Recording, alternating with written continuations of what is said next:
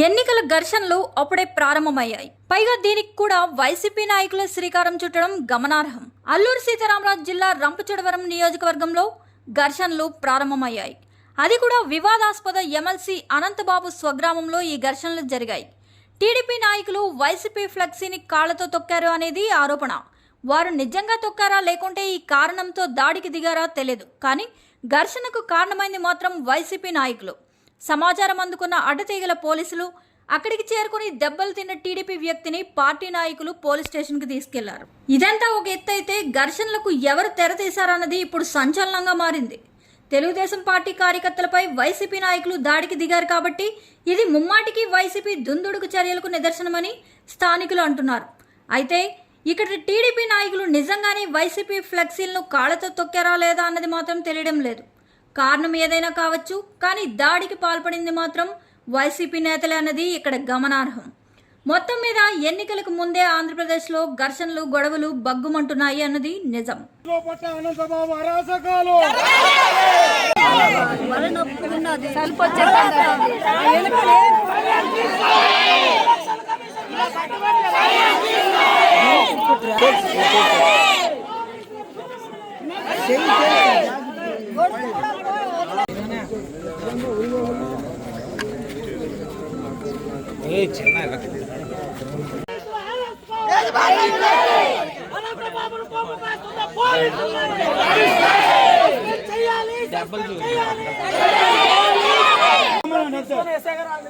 ఎందుకు కొట్టాలి మేము అడుగుతాం నిలదీసి అంతే అంతే మీరు చాలు చేయొద్దు కొట్లాడికి తీసుకురండి మీరు లక్ష్యం పని నిలవ అయితే కొట్లాడి తీసుకురండి చిన్న విషయం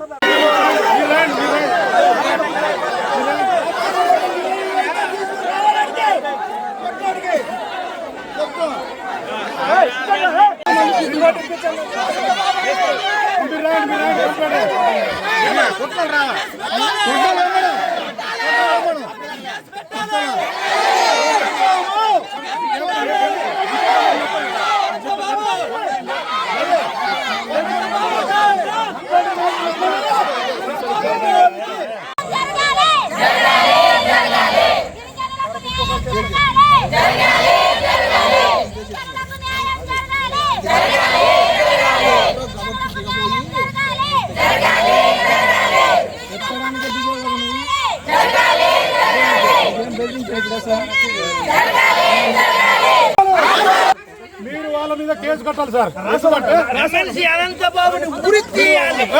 కేసు రాసి ఎవరెవరు